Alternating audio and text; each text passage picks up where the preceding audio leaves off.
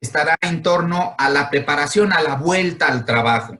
Está claro que algunos simplemente no se han ido, siguieron trabajando, pero lo que también es cierto es que se nos aparece una nueva condición en nuestra realidad cotidiana, ¿sí?, que nos implica la suposición de que algo va a cambiar, algo ha cambiado, e inclusive no tenemos ni idea de lo que pueda cambiar.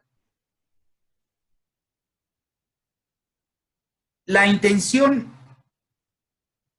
es que tratemos de identificar la nueva normalidad. Esta imagen del cartonista Patricio creo que es muy ilustrativa. O sea, ¿qué representa la nueva normalidad?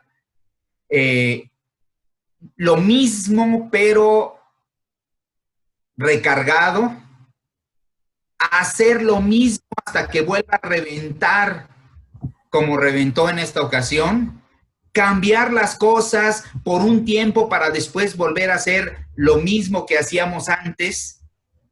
¿Qué es lo que debe de implicar esta nueva normalidad?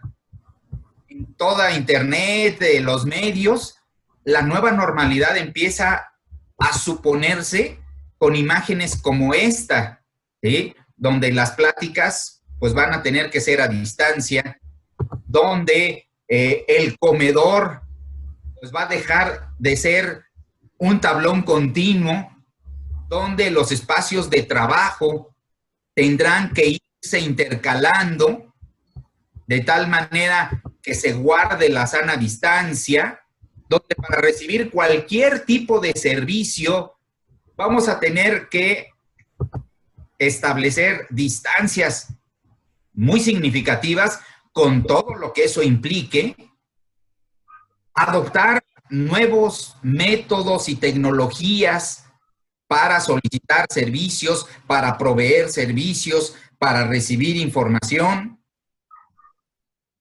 incorporar en toda nuestra infraestructura una serie de elementos básicos o fundamentales que apoyen la higiene, nuevas formas de organización del trabajo, nuevos diseños para los sitios de trabajo, nuevas incluso estrategias de provisión de insumos y materiales para trabajar. En esta sala, lo que podemos ver es que ya se incorpora un despachador automático de sanitizante, léase gel de 70% o más.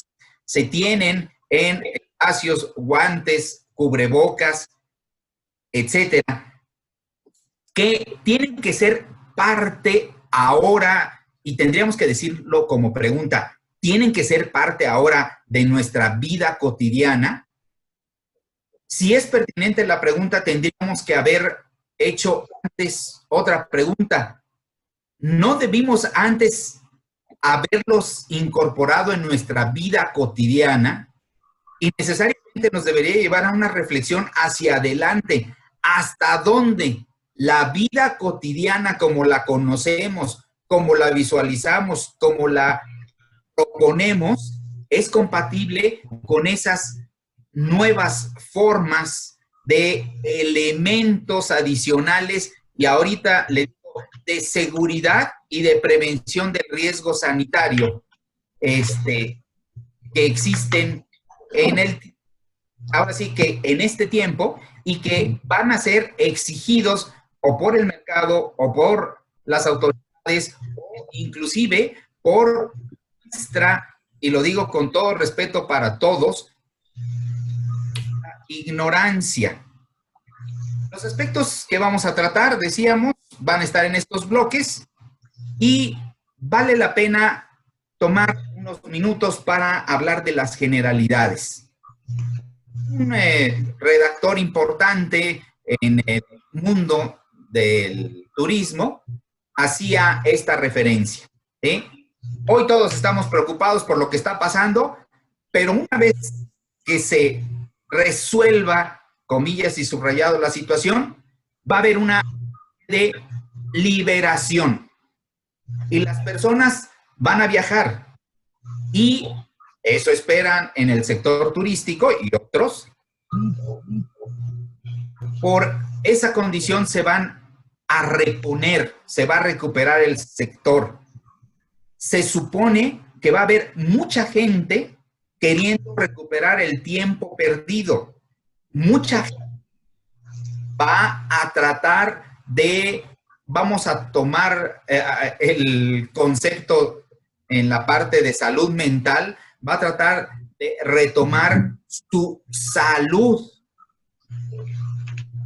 y su libertad para hacer cosas, para sentirse personas, para sentirse libres, para incluso sentirse seguros. Si eso es cierto, tenemos que preocuparnos y ocuparnos mucho en el sector turístico, porque vamos a recibir personas de todos lugares, dentro y fuera del país, de todas condiciones, de historias recientes desconocidas para nosotros, e inclusive de intenciones no claras del por qué están con nosotros, más allá de la intención normal de viajar, de descansar, de disfrutar destinos turísticos. Quizá haya que empezar también por dejar claro qué es un riesgo sanitario. En los últimos meses, prácticamente desde diciembre para acá, nos han atiborrado en la televisión, en los medios, acerca de el riesgo sanitario, y hemos encontrado cualquier cantidad de explicaciones, pero más que coincidentes, diría que son en buena medida muy distintas y a veces hasta disímbolos. Y entonces, ¿a qué le vamos a llamar el riesgo sanitario? ¿Contra qué deberíamos estar considerando lo que debemos hacer o deberíamos hacer para protegernos y proteger a nuestros clientes, a nuestros socios, a nuestros colaboradores? Así, el riesgo, de acuerdo a Naciones Unidas, el riesgo sanitario, es una medida de la magnitud del peligro que puede existir para la salud de personas expuestas a un riesgo determinado, a un peligro específico que, dependiendo de las circunstancias personales, de las circunstancias del contexto y de la preparación para defenderse de ese peligro, pueden volver a alguien más o menos vulnerable. La evaluación del riesgo sanitario no es una consideración, vamos a llamarle sensorial, ¿sí? No es una condición que se establece de manera subjetiva. Tiene que ser resultado de la determinación de variables y cálculos matemáticos que nos determinan cuál es la posibilidad de verse afectado, vulnerabilidad, y cuál es la probabilidad de que se afecte una persona o un grupo de personas por las circunstancias en las que se encuentran. Esta imagen está acompañando al texto, es simplemente una referencia de cómo OMS considera el riesgo sanitario, ¿sí? Y las intervenciones que se deben realizar antes y durante. Pero lo importante de este esquema es que nos muestra muy cómo diferentes elementos, componentes, personas pueden estar interactuando con otras de manera muy intensa, ¿sí? O muy directa, y no necesariamente es algo que se vea. Ya cuando se inicia la intervención, en este caso el tratamiento, las relaciones generalmente son unidireccionales entre las manifestaciones y las consecuencias, pero antes de esto, las causas sociales, económicas, las reacciones, interacciones, conductas, pueden interactuar de tal manera que nos lleven a situaciones muy, muy difíciles de clarificar. Otros términos que han sido comúnmente utilizados en estos días: cuarentena, el aislamiento y el distanciamiento. Incluso parecería que es lo mismo.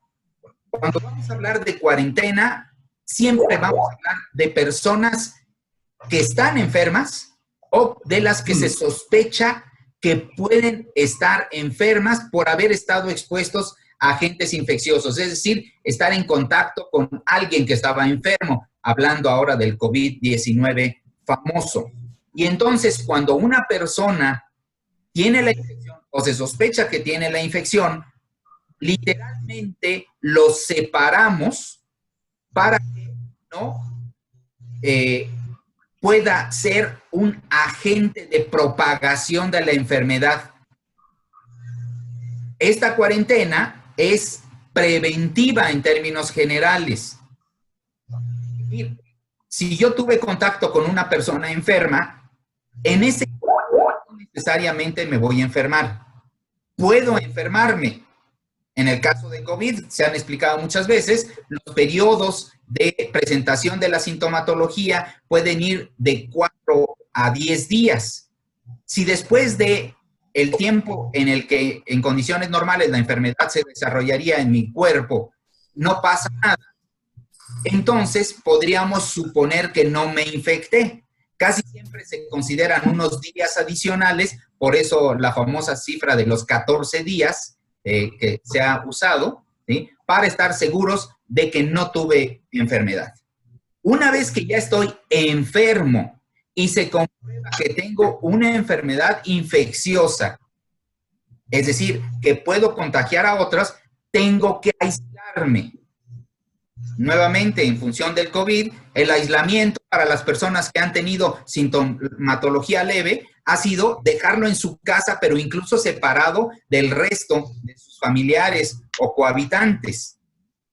En el caso de quienes tienen una sintomatología más importante, sin llegar a grave, han quedado aislados en pabellones de enfermos infectocontagiosos, en general de la misma enfermedad. Y quienes situaciones mucho más graves, entonces han quedado aislados en áreas específicas de atención crítica. Entonces, el distanciamiento no es ni cuarentena ni aislamiento, simplemente es una separación física.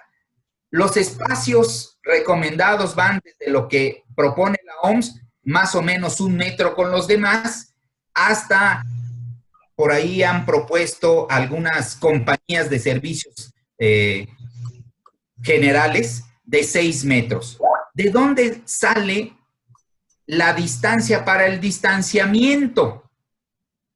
Pues de la posibilidad de recibir de otra persona, llamémosle fuente, agentes infecciosos que puedan entrar en mi cuerpo. Para COVID se dice, y en general para todas las infecciones respiratorias, que se transmiten por las gotas de saliva que uno expele al hablar. Eso más o menos alcanza una distancia de entre 1 metro y 1,5 metros.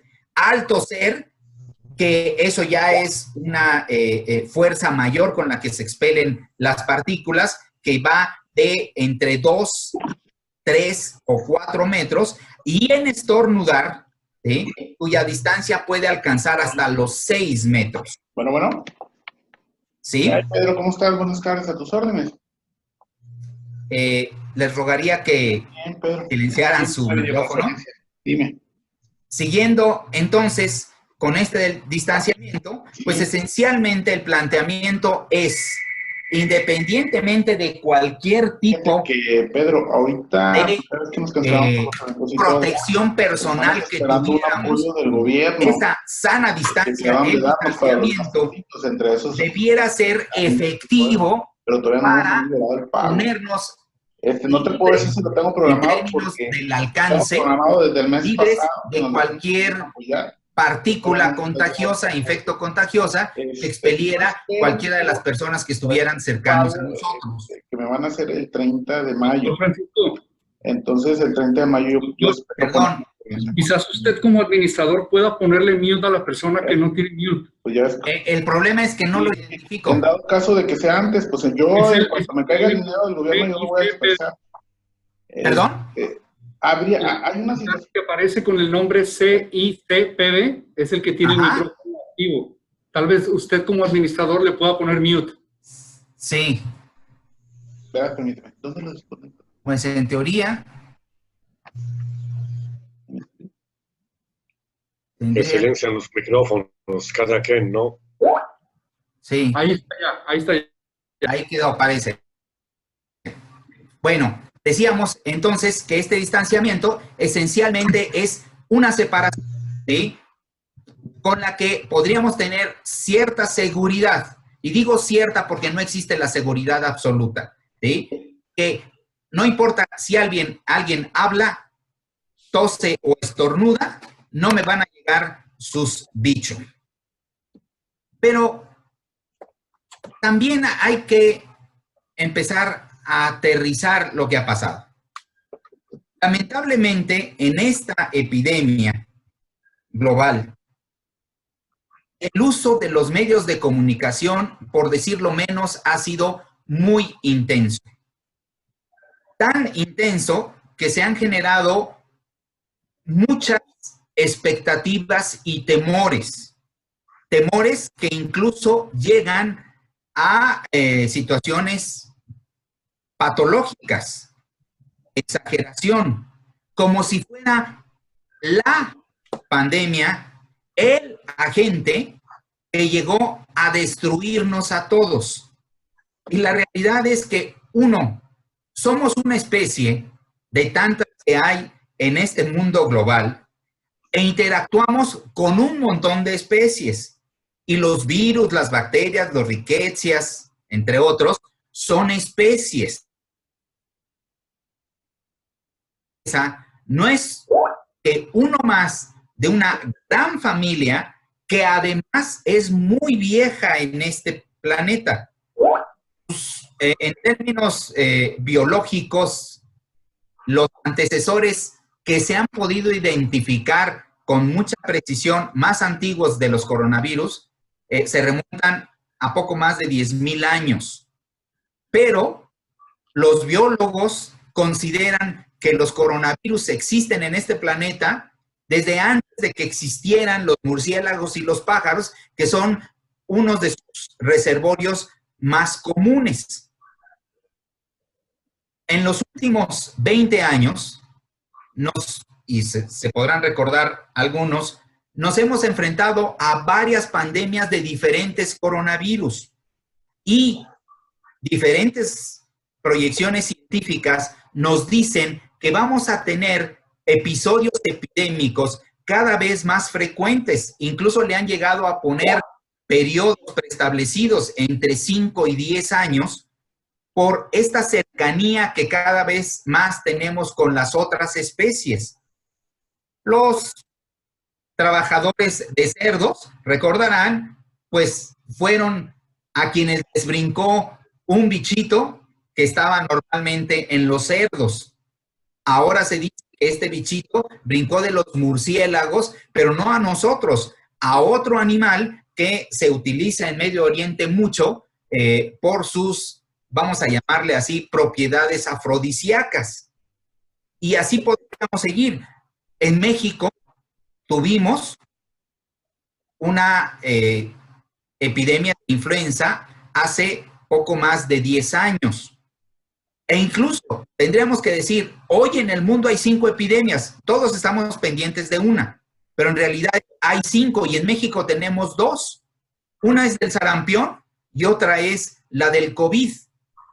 Entonces, estos microorganismos, primero, están ahí.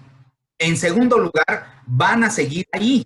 Y por mucho tiempo, inclusive más de lo que tal vez nosotros como generación estemos en el planeta, y hasta como especie, ¿sí?, dentro del planeta.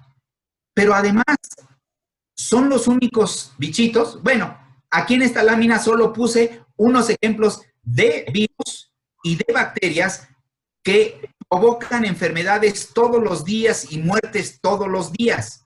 De hecho, en México, los rotavirus son los únicos agentes infecciosos que están dentro de las 10 enfermedades que causan más muertes en nuestro país.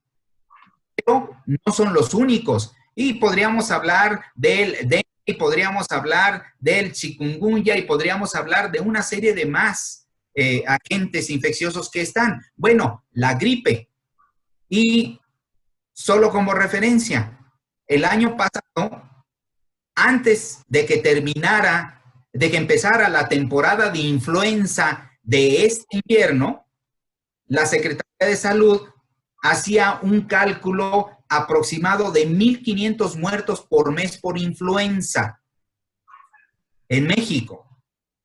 ¿Por qué digo esto? Porque a final de cuentas, lo que va a suceder en términos de historia natural de las especies y de la enfermedad es que este coronavirus hoy aparece, va a estar infectando a mucha gente durante mucho tiempo y va a ir tomando una estabilización que va a pasar por algunos picos de infecciosos en los que un gran grupo de personas se van a estar enfermando, pero que van a ser ya como parte de nuestra vida diaria, integrantes del perfil sanitario y de salud, enfermedad de las personas. Y tenemos que simplemente integrarlos a nuestro catálogo de agentes de riesgo sanitario. No sé si aquí tenemos alguna pregunta.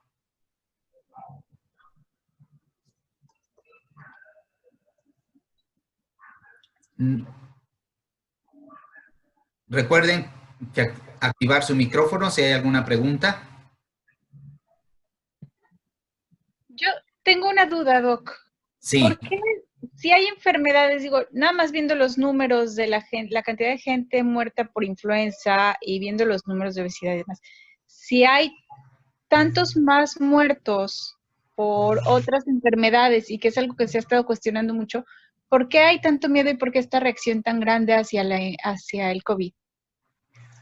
Uno, porque es una epidemia de un agente que por primera vez interactúa con nosotros como agente patológico. Dos, y eso ha pasado en toda la historia. Hablemos de H1N1, para irnos reciente, o de la fiebre española, de hace 100 años, que no fue española, fue de Estados Unidos, pero le pusieron el adjetivo de español, ¿sí? Y entonces, cuando aparece un brote de una enfermedad que ataca a mucha gente, necesariamente genera temor, ¿sí? Pero adicionalmente, el manejo de medios y político, y esto lo digo yo, económico, ha sido muy, muy importante. Desde el principio de la epidemia, han estado en juego 3 aspectos muy relevantes en términos de producción. Uno, insumos y equipos. Y nada más para poner una referencia, un cubrebocas quirúrgico que hace 6 a 20 centavos, hoy cuesta 10 pesos. Una mascarilla de protección respiratoria que hace 5 meses costaba 35 pesos, hoy cuesta 120. Un equipo autónomo para soporte ventilatorio que hace un año no pasaba de 400,000 pesos, equivalente en dólares, en euros o lo que sea, hoy se cotiza por arriba del 1,000,000 de pesos. Hay intereses económicos. Además, agreguémosle, ¿cuánto va a ganar el que logre desarrollar la vacuna primero? Pues seguramente bastante más que los que lo hagan después. Para poder tener mercados cautivos, se requieren herramientas de comunicación, de difusión, y yo lo diría porque es parte de la comunicación, y lo sé como experta de eso, ¿sí? De manipulación de la información. De ahí los políticos han querido sacar raja en muchos sentidos. Nos hemos pasado criticando aquí en México cómo Trump, previo a las elecciones, ha jugado con la información para, en relación a la infección. Pero no ha sido ni el único país ni el único individuo que lo ha hecho. En México, pues tenemos también nuestras cositas y podríamos hablar de otros países. Para irnos al extremo, Nicaragua, simple y sencillamente, ha tomado una posición de no informo absolutamente nada, porque cualquier cosa que diga le afecta al régimen, ¿no? Y por ahí puede estar el asunto. Adicionalmente, eso que recientemente llamaron infodemia, ¿sí? Que no es otra cosa más que estar dentro de una habitación, tu casa, casita, casota, pero a final de cuentas dentro de una habitación, recibiendo mensajes todo el día de que te vas a morir, te vas a morir, te vas a morir. No respires, no hagas nada, no salgas, no digas, no trabajes, no nada, porque te vas a morir. Incluso recientemente en la Ciudad de México, no sé si por allá llegó la información, salió y está en la calle una campaña de difusión que así literal te dice, ¿sí? Si sales, matas a alguien. Si no te quieres morir, no salgas. O sea, con ese tipo de mensajes, la respuesta emocional es muy, muy grande. Y obviamente, esto se refleja en los diferentes niveles.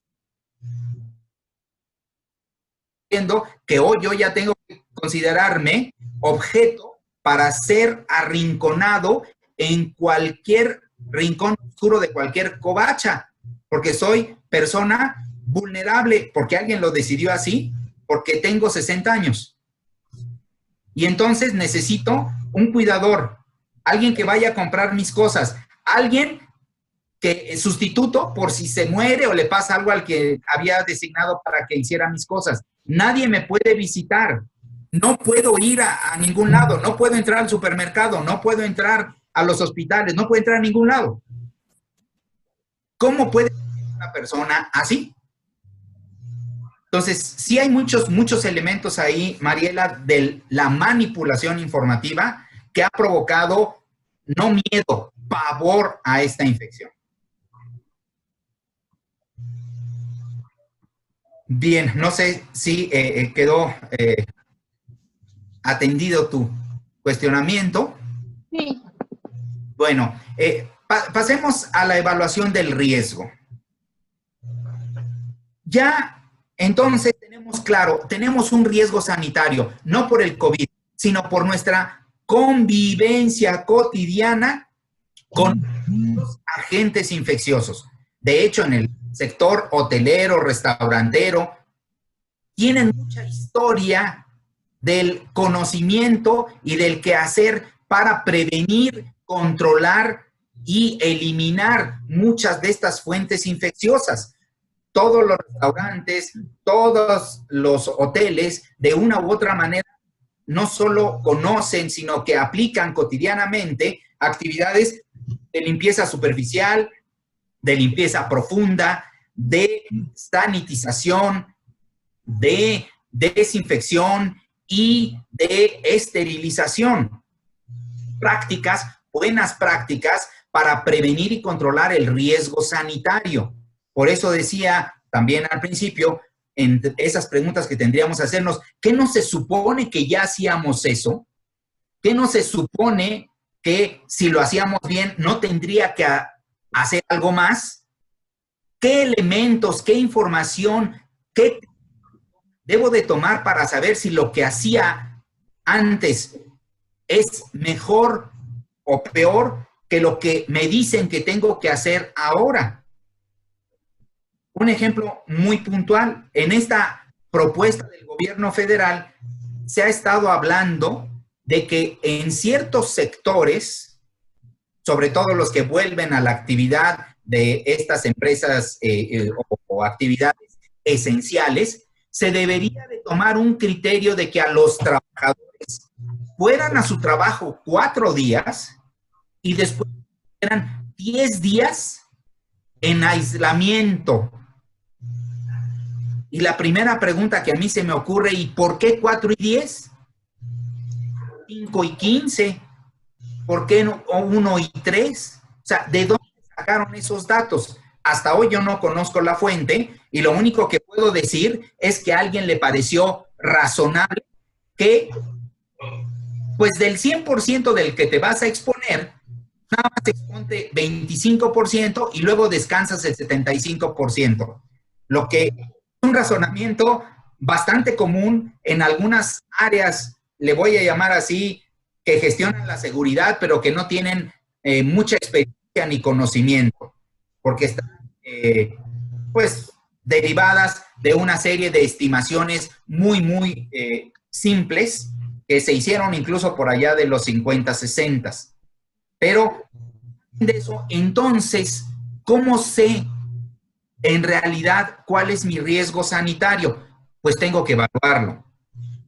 ¿En dónde? En las personas. ¿Cuáles personas? Mis colaboradores, y hablo de todos los trabajadores, desde el director general hasta el soldado más raso, ¿sí? Todos son colaboradores. A mis proveedores, sea que solo me lleven productos o que realicen actividades dentro de mi instalación o en mi organización. Mis clientes y cualquier otro tipo de visitantes. Podríamos hablar de las autoridades o, qué sé yo, competidores, etcétera, etcétera. Tengo que evaluar mis instalaciones. ¿Qué riesgos se generan en mis instalaciones? ¿Cuáles? Todas. El hospedaje, el mantenimiento, el área de albercas, el área para niños, mi área de capacitación, todas las acciones. Sirva ahorita decir que, por ejemplo, algo que no era necesario hacerse, pero se mandó a hacer en España, fue un estudio acerca de la posibilidad de transmisión del COVID en albercas y playa, el mar. El resultado, más que obvio, es que la posibilidad de infección o de que permanezca el virus en esas superficies es, por decirlo menos, mínima. Hasta tendría que decirlo muy, pero muy mínima, por razones simples. Las albercas utilizan sustancias desinfectantes. El mar tiene una concentración de sales que no es apropiada para la sobrevivencia de muchas especies, incluyendo los microorganismos. Pero tuvieron que hacer ese estudio en España para darle certidumbre al mercado, ¿sí? Tenemos que evaluar los riesgos de la manera en que nosotros estamos organizados y cómo trabajamos. Porque no es lo mismo tener turnos de 8 horas que turnos de 12 horas que turnos de 24 horas. Un trabajador cualquiera que deba usar un respirador, una protección respiratoria, durante 4 horas va a hacer el esfuerzo inhalatorio, ventilatorio de aproximadamente 6 horas y media. Eso se llama fatiga. Si yo lo tengo trabajando a ese trabajador 8 horas, una máscara respiratoria, resulta que ese trabajador va a requerir reponer el cansancio, el esfuerzo realizado de aproximadamente unas 12 horas. Eso es importante. ¿Cómo tenemos organizados, ahora se está hablando mucho de esto, nuestros horarios, nuestros descansos, nuestros rotación, nuestra organización interna para labores, rol de tareas, descansos, etcétera, etcétera. Tenemos que evaluar también el equipo y el material de trabajo. El equipo es riesgoso y qué del material que utilizamos para trabajar, y estos son incluyendo los insumos, pueden representar un riesgo. Pensemos en una lavandería externa de un hotel. El hotel, su ropa blanca, se la llevan en un camión, en bultos, en bolsas, avientan la ropa al camión, después llega al lugar donde se limpia, se lava, se hace el proceso. ¿Y en qué camión se regresa? Generalmente en el mismo. Una pregunta que hacerle a nuestro proveedor es si hace algún procedimiento de limpieza en cualquiera de sus grados antes de poner en el camión donde viajó la ropa sucia, la ropa limpia, por más pesada que esté. Y quien recibe en el hotel las bolsas de un camión que tiene polvo, está respirando polvo al abrir la bolsa, al manipular la bolsa, etcétera. Y estamos hablando de materiales de trabajo, porque resulta que las bolsas donde va la ropa es parte del material de trabajo. Otro elemento muy importante que hay que considerar también son los requisitos legales. Hace unos días, el Seguro Social publicó esta lista de comprobación ante COVID para el retorno al trabajo. En principio, deberíamos de entender que es un instrumento de auxilio a las empresas. Pero, si escucharon las noticias, en este par de semanas próximas, la Secretaría del Trabajo, la Secretaría de Salud y otras dependencias van a generar una serie de instrumentos obligatorios que las empresas van a tener que utilizar y demostrar que utilizan para la vuelta al trabajo. De lo contrario, seguramente, no lo dijeron así, pero seguramente vendrán algún tipo de sanciones o restricciones. ¿Y por qué aparece esta lista de comprobación ante ustedes? Inspección. Podemos decir, pues es que la hicieron con buenas intenciones, ¿ok? Para ir a este punto de comprobación, ¿cuenta en los accesos del centro de trabajo con tapetes sanitizantes o alternativas similares, o en su caso, se otorgan protectores desechables de calzado?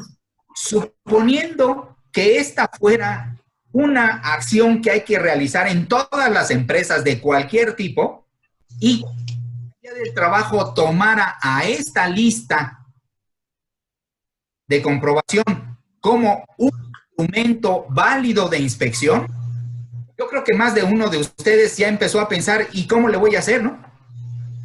¿Y cuánto me conviene? ¿Y qué riesgo me implica?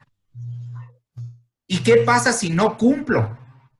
Entonces, el análisis del riesgo, de cualquier tipo de riesgo, es un proceso sistemático, ordenado y con dos enfoques fundamentales. Uno, la continuidad del negocio. Dos, el valor agregado. Y no significa valor agregado, ingresos monetarios, utilidades económicas, sino qué beneficio obtengo en la organización para mis trabajadores, para los visitantes, etcétera, etcétera, etcétera, ¿sí? Uno, identificar los peligros. Dos, el evaluar el riesgo. Y tres, el aplicar controles para esos peligros. Y vamos a poner un ejemplo muy simple. La teoría nos dice que hay que eliminar todos los peligros, ¿sí?, como una instancia.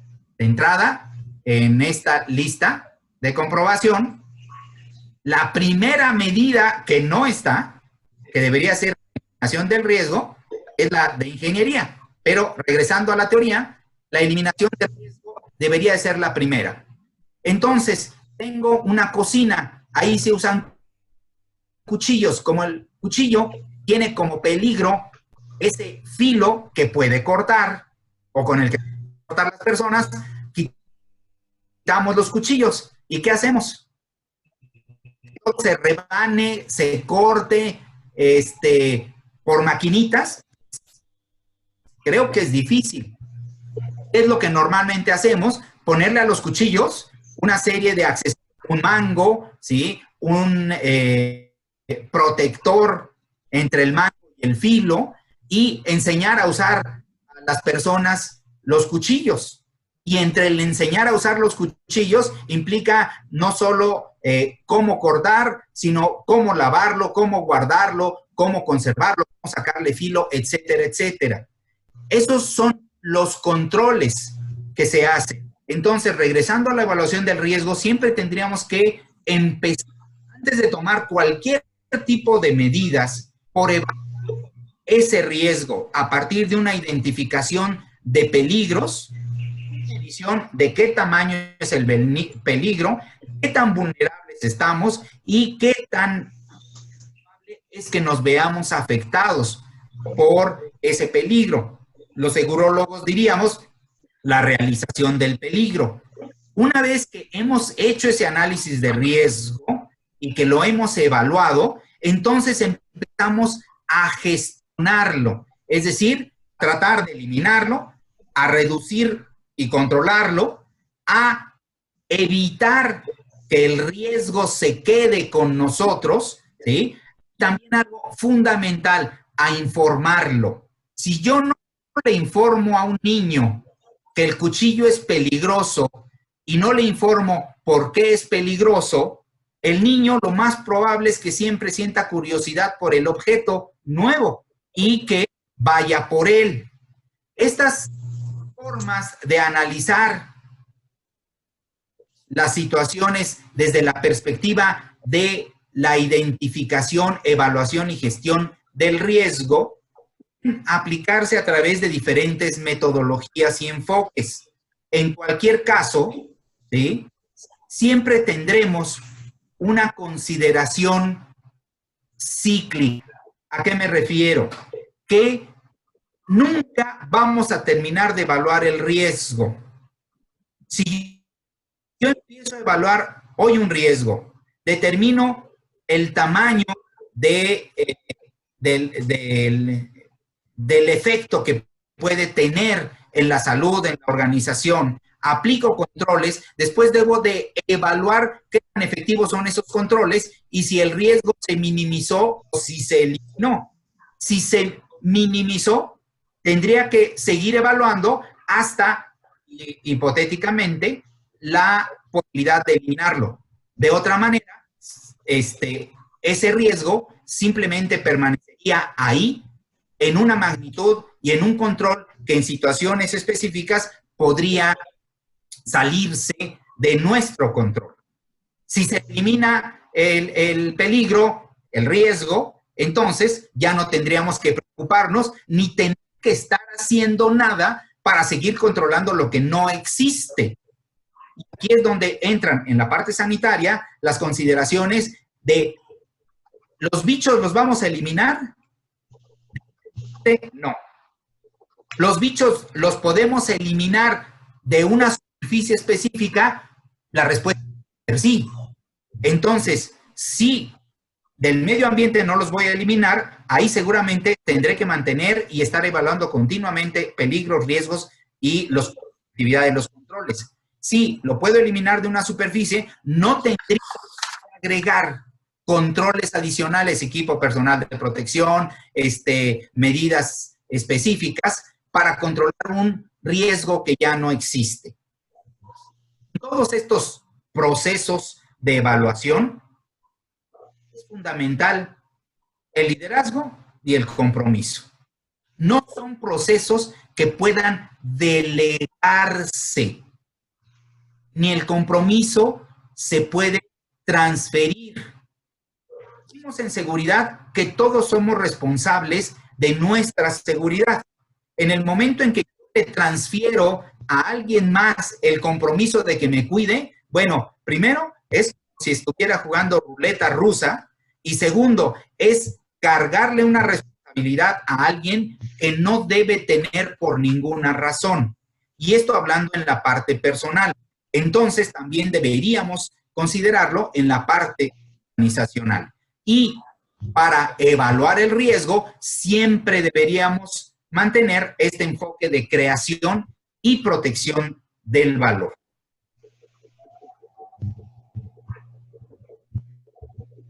Ya que hicimos el proceso de evaluación de riesgo y ya hablábamos de los controles, pues estos controles deben ser planeados para su ejecución, planeados para su supervisión, planeados para la evaluación de su efectividad e inclusive planeados desde una perspectiva de mejora continua. Eso es algo que ya prácticamente en las grandes empresas es constante, la mejora continua. Y las metodologías son diversas. Lo mismo podemos utilizar normas ISO que otras basadas incluso o desarrolladas en corporativos específicos. Pero nuestro plan de acción en la vuelta al trabajo debería por lo menos considerar en las instalaciones de hospedaje estos componentes, estas áreas. La administración, no como la oficina de administración, sino como toda esa organización de personas que administra el negocio. Y en la administración debemos de tener planes claros,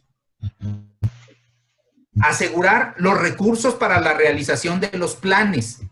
Debemos de tener unos grupos de actuación inmediata.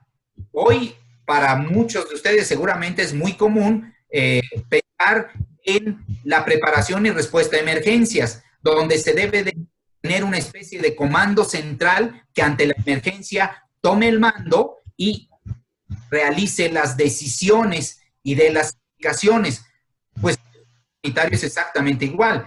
Estamos preparados para emergencias, contingencias sanitarias, y desde la administración debiera haber un comité específico de riesgo sanitario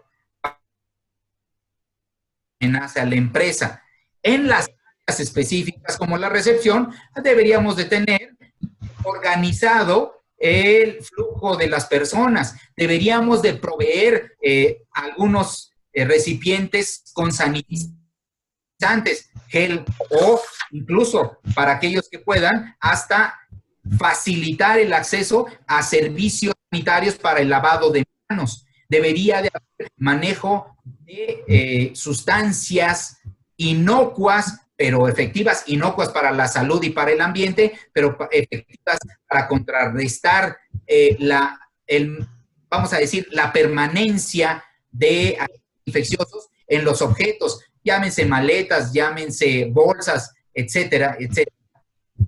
Y el personal de recepción, los que reciben a los visitantes, los que se hacen cargo del equipaje, los que registran a los visitantes, los que les ofrecen una bebida o una toalla para limpiarse el sudor o ese tipo de cosas, deberían todas esas personas, uno, tener claro lo que tienen que hacer, segundo, claro cómo ellos se deben proteger, y dos, tener los recursos para protegerse y proteger a los demás. Vamos al principio, una serie de medidas, eso nos lleva a controles de ingeniería que se han tomado en muchos lugares donde atrás de un mostrador está una persona que atiende al público. Se han puesto una especie de micas, cristales al frente que reducen ese intercambio de saliva entre ambos integrantes. Bueno, ese tipo de medidas son de las que se pueden estar planeando para reducción de los riesgos identificados previamente. El servicio a las instalaciones, ¿sí? Es decir, todos aquellos servicios complementarios que llevan proveeduría de insumos internos o externos a las diferentes instalaciones, deberían estar también considerados en el cómo. Si alguien va a llevar alimentos al área de proceso de alimentos, seguramente si va a llegar solo hasta el lugar donde se descarga la entrega, digámoslo así, los productos, pues requiere cierto nivel de seguridad, de protección y de medidas preventivas para no afectar a otros. Si va a entrar, como decimos coloquialmente, hasta la cocina, pues el nivel de protección e incluso de conocimiento para cómo entrar a la cocina con los productos necesariamente es mucho más específico, mucho más detallado y complejo. En el área de mantenimiento, pues, para todos los que trabajamos seguridad, sabemos que el área de mantenimiento es un foco rojo permanente en el que debemos vigilar que los controles se realicen, que el equipo personal se utilice, pero también es donde sabemos que más fácilmente se vuelven laxos esos controles. Ahora el mantenimiento, ¿cómo lo vamos a hacer? En un taller de mantenimiento de voy a poner una superficie que no es nada raro encontrar incluso en instalaciones grandes, un taller de mantenimiento de 20 metros cuadrados con 6 trabajadores. ¿A cuántos metros cuadrados les toca por trabajador? Teóricamente por ahí a 3, pero si descontamos todos los mesabancos, el equipo y todo lo que acostumbran tener de mantenimiento, pues resulta que el espacio vital para 6 trabajadores a veces se reduce a 2 o 3 metros. ¿Cómo le vamos a hacer ahí? Bueno, de entrada y para hablar superficialmente, dijimos que siempre habrá que hacer primero la identificación de peligros y la evaluación de riesgo, pues orden y limpieza necesariamente tiene que ser uno de los puntos principales en nuestro plan de acción y nuevas formas de conducta o de comportamiento de nuestros trabajadores al hacer su trabajo, comedores, bares y cocinas. Ahí creo que debe ser de los espacios en que los controles prácticamente no van a variar. Cualquier mesero debería de entregar los platos a los comensales teniendo una especie de visera y una especie de mascarilla que impidiera que vaya expulsando saliva sobre el alimento o hacia los comensales. Esa es una práctica que se supone que debería haberse adoptado en México y por regulación desde hace ya más de una década. No siempre se utiliza. Las cocinas, se supondría que todo el personal de las cocinas debe de contar con equipo de protección personal de calidad sanitaria y seguir buenas prácticas sanitarias, incluyendo la limpieza y desinfección de aquellas áreas, equipos, instrumentos que deban serlo. Uno de los muy comúnmente problemas es la contaminación cruzada en esos sitios y es justo por eso uno de los aspectos que se tratan de controlar mucho y siempre. La limpieza en las áreas de hospedaje, en las instalaciones, pues volvemos a las buenas prácticas de limpieza, solo que el plan de acción tendría que, a partir de revisar si lo que actualmente hacemos es efectivo o tiene que ser mejorado, ¿sí? Cómo incorporar nuevas prácticas, nuevos productos o inclusive sustituir productos. Hoy en todos lados estamos hablando del gel sanitizante, pero también recientemente, afortunadamente, ya empezó a salir en la televisión que el alcohol es un producto que se inflama en contacto con fuentes de calor y que en cierto tipo de productos, hasta de envases, hasta puede ser explosivo. Entonces, si vamos a utilizar litros y litros de alcohol en gel y vamos a limpiarlo, impregnarlo en metros y metros de tela, o peor aún, en kilos y kilos de papel desechable, vamos a tener un nuevo problema de manejo de riesgos en nuestra organización. Hay sustancias, el agua ionizada, por ejemplo, que fácilmente puede sustituir en buena parte de las actividades de limpieza a los productos cuaternarios. Hay tecnologías muy avanzadas, pero que no dejan de tener riesgo, como la ionización o hasta el uso de luz ultravioleta. Entonces, en todos estos casos, nuestro plan de acción para la limpieza de áreas en general debería partir, insisto, de nuestros peligros reales, nuestra evaluación de riesgo y también de nuestra experiencia y conocimiento. Las áreas infantiles son áreas de alto riesgo sanitario. Creo que no necesito extenderme en eso, pero lo que fácil vamos a encontrar en cualquier espacio de niños son secreciones de nariz, secreciones de boca, secreciones de ojos, secreciones de más abajo, en muchas formas, ¿sí? Y generalmente, pues hasta decimos así, son focos de infección andante. Lo más divertido es que todavía existe la creencia de que el gel sanitizante es maravilloso para limpiarle las manos a los niños. A quienes sean mamás, y bueno, también a los papás, para que no haya discriminación de género. Después les haré llegar una comparación de la calidad, cantidad y tipo de bacterias que permanecen en las manos después del lavado de manos y después de la aplicación de gel sanitizante en un comparativo, ¿sí? Para que empecemos a desmitificar ese gel que en realidad ahora está haciendo un gran negocio.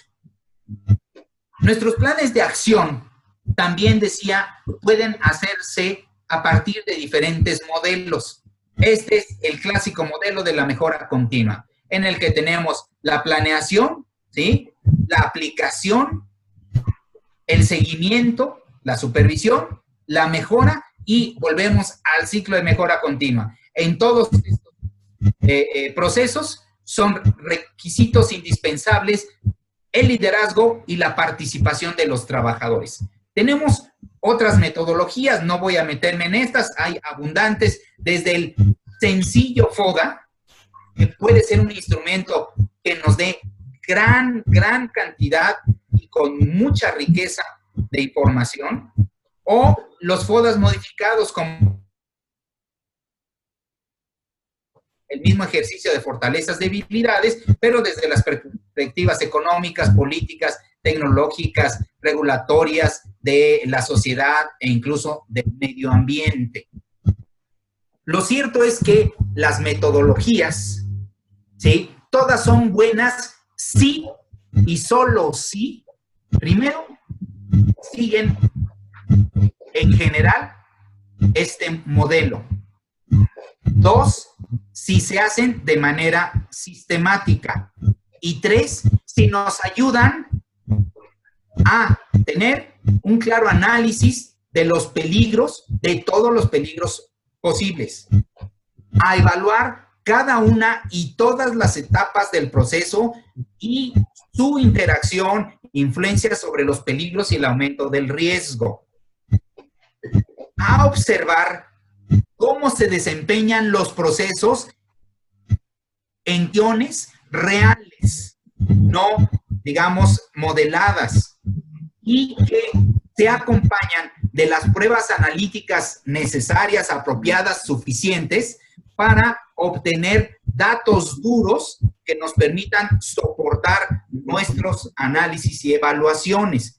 Finalmente, hacer siempre un corte de caja en el tiempo de ese plan para saber qué tan bien funcionó, qué tan buenos resultados nos dio y qué coincidencia hay entre cómo funcionó y los resultados. Porque a veces tenemos resultados maravillosos sin haber hecho nada y a veces, a pesar de que todo lo hicimos bien, los resultados no fueron lo que esperábamos. Siempre hay imponderables.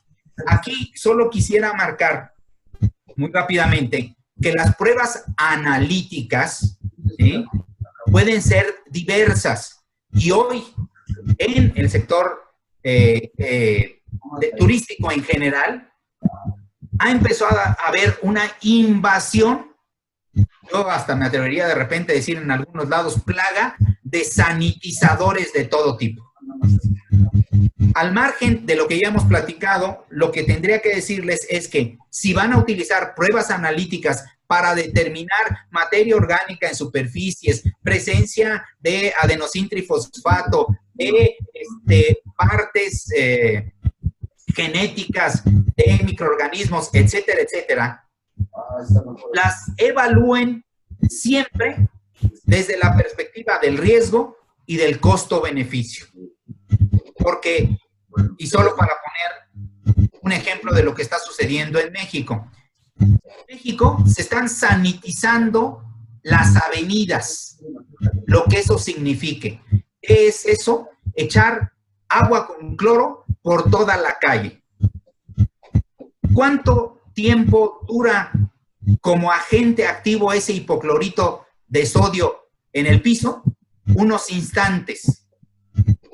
¿Para qué sirve? Pues no voy a decir para nada, para casi nada. ¿Cuánto cuesta? Bastante dinero. ¿Qué ventaja social estamos teniendo? Yo creo que muy pobre. El gran problema es que muchas de estas medidas que están aplicando los gobiernos municipales e inclusive las empresas, digámoslo así, no son evaluadas al final para saber qué beneficios o qué costos o qué efectos no deseados se presentaron en su aplicación. Ya para terminar, solo me voy a referir a lo que justamente presentó ayer el gobierno federal y que hoy salió publicado en el Diario Oficial como el plan de acción para la vuelta a la normalidad. ¿Sí?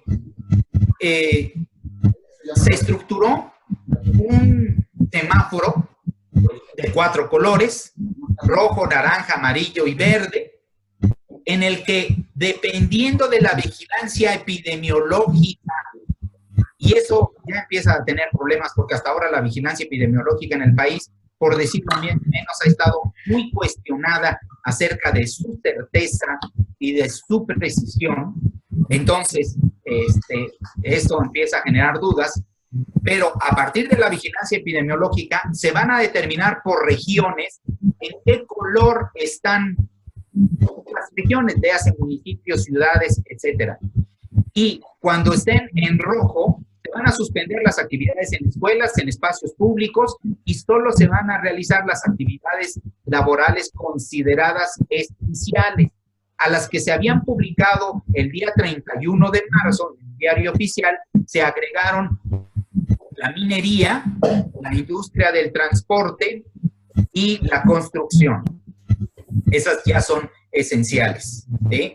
Ojo, el turismo como tal nunca fue declarado esencial, pero tampoco no esencial. Y para quienes no lo identificaron, resulta que en el decreto publicado en el Diario Oficial de marzo, había una cláusula de exclusión y todas aquellas actividades que si suspenden ponen en riesgo su viabilidad. Es decir, que con esa cláusula cualquier empresa de cualquier tipo en cualquier lugar podría haber seguido operando si podía demostrar que si no trabajaba, pues no iba a ganar y por lo tanto iba a entrar en una condición de riesgo de viabilidad de la organización.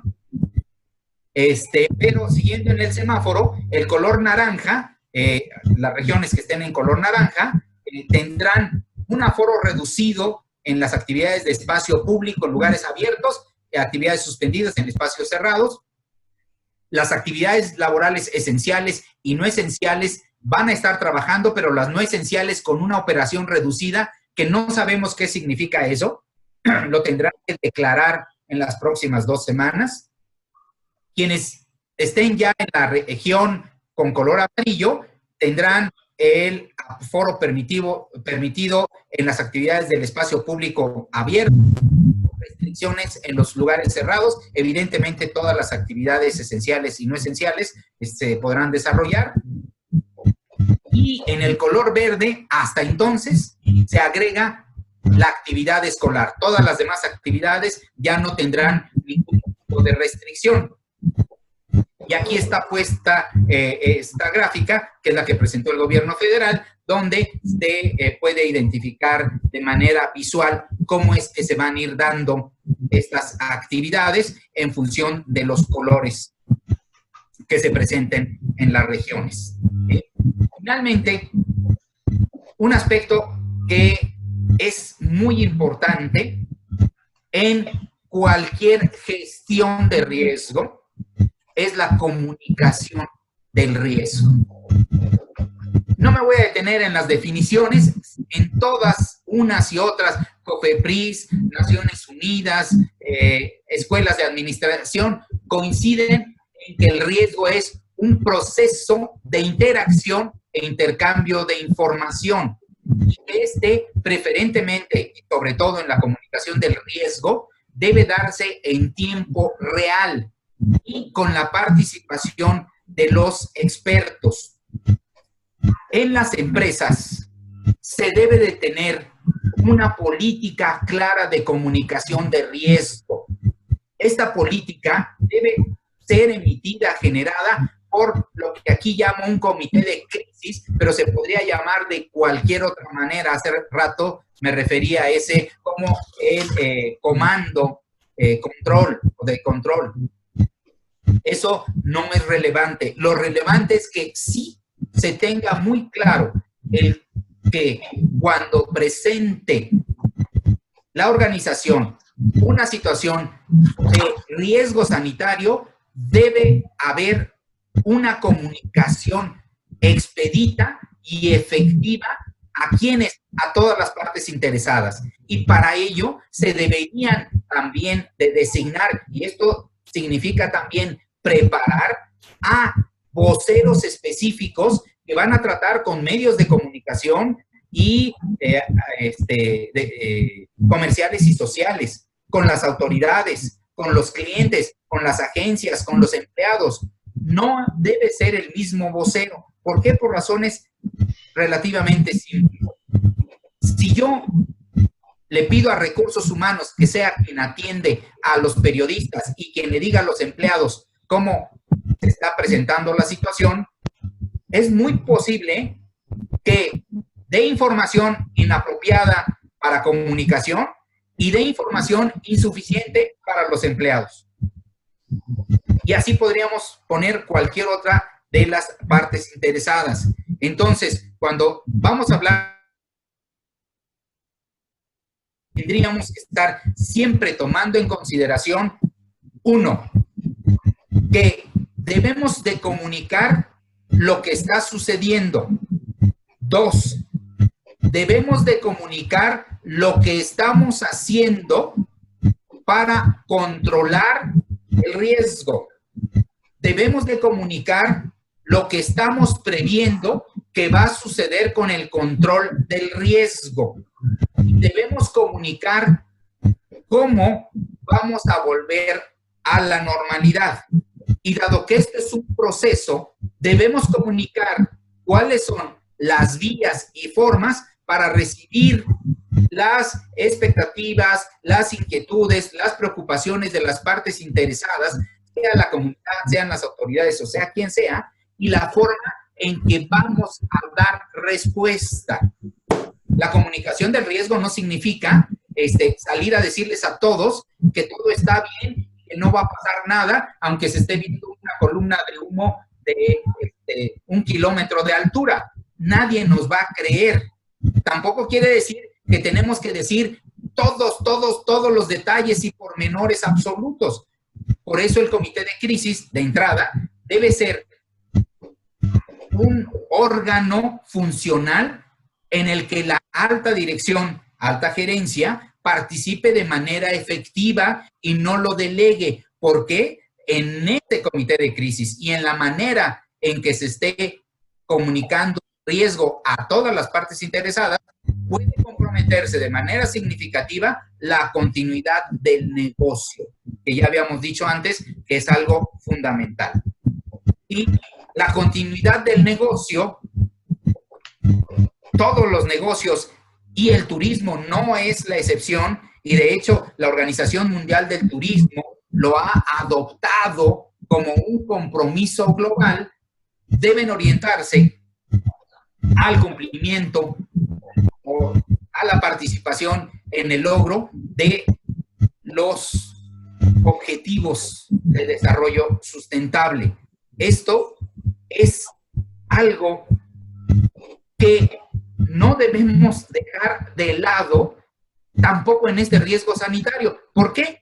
Porque decíamos que los virus y las bacterias son parte de este ecosistema y que lo que hagamos para atacarlas, para controlarlas, para aislarlas de nosotros, va a tener también un efecto en el ecosistema. Y solo para poner un ejemplo de algo que alguien me decía ayer, que ya me han implementado un proceso de sanitización